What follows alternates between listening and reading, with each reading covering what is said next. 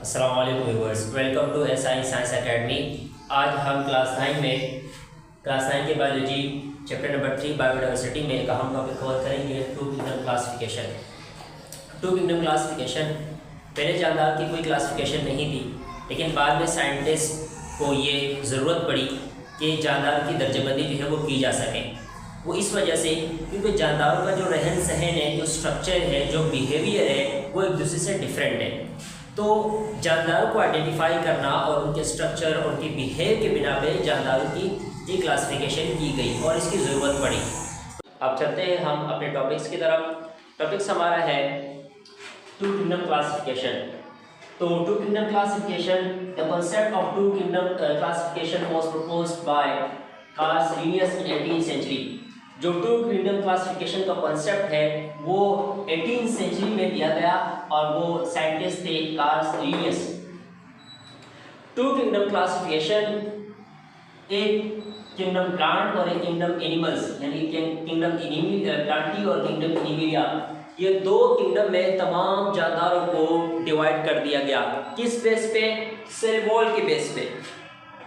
किसके बेस पे? Cell wall के बेस पे। जिन एनिमल के पास सेल वॉल थी उनको प्लांट्स में रखा गया और जिनके पास सेल वॉल नहीं थी, सेल वॉल, उनको रखा गया एनिमल्स में। तो ये टू किंगडम क्लासिफिकेशन की जो बेस है वो सेल वॉल पे हुई है। तो एनिमल किंगडम्स और जो प्लांट किंगडम है उनके जो मेन फीचर थे वो है सेल वॉल, यानी सेल वॉल के बिना पे टू किंगडम क्लासिफिकेशन हुई। लेकिन बाकी फीचर जो है वो भी एनिमल्स के और प्लांट्स के देख लेते हैं। सबसे पहले जो फीचर है हमारे पास वो है लोकोमोशन। लोकोमोशन जो है वो हरकत को कहते हैं, change in place is called locomotion. अगर एनिमल एक जगह से दूसरी जगह जाते हैं तो उसे लोकोमोशन कहते हैं।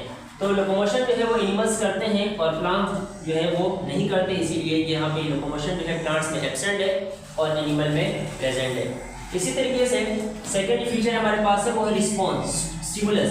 स्टिमुलस कहते हैं change in environment. For example अगर इस क्लास को बंद कर दिया जाए तो बॉडी में चेंज आता है, तो वो चेंज स्टिमुलस जो है वो डिटेक्ट करते हैं और उसके स्टिमुलस के जो एक्शन में रिस्पॉन्स दिया जाता है, यानी उसके जो रिस्पॉन्स है उसमें रिस्पॉन्स दिया जाता है।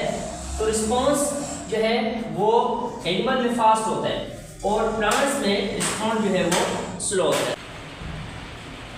मोड ऑफ न्यूट्रिशन, जो न्यूट्रिशन का प्रोसेस है यानी जो खुराक का प्रोसेस है, तो एनिमल जो है वो फूड जो है वो ईट करते हैं, जबकि प्लांट्स जो है उनमें डू नॉट ईट, वो फूड जो है वो ईट नहीं करते, बल्कि जो प्लांट्स होते हैं उनमें क्लोरोप्लास्ट होता है, वो खुद फूड जो है अपना प्रिपेयर करते हैं, तैयार करते हैं और एक प्रोसेस से उसको हम फोटोसिंथेसिस कहते हैं। तो मोड ऑफ न्यूट्रिशन जो है वो एनिमल्स जो है वो ईट करते हैं और प्लांट जो है वो नहीं करते, तो डू नॉट ईट। उसके बाद हमारे पास है कॉन्ट्रैक्टाइल एंड कॉन्ट्रैक्टाइल सिस्टम। ये वो सिस्टम होते हैं जो ब्रेन के सिस्टम होते हैं, जो हमारे रिस्पॉन्स दिया जाता है या स्टिमुलस के अंदर चेंज आता है तो हमारे ब्रेन जो है एक्टिव होते हैं और उसके लिए जो है रिस्पॉन्स या एक्शन जो है वो किया जाता है।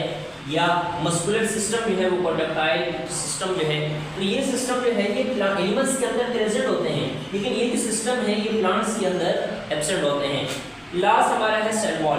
तो सेल वॉल एनिमल्स के अंदर एब्सेंट होता है और जो सेल वॉल है वो प्लांट के अंदर एब्सेंट होता है, प्रेजेंट होते हैं।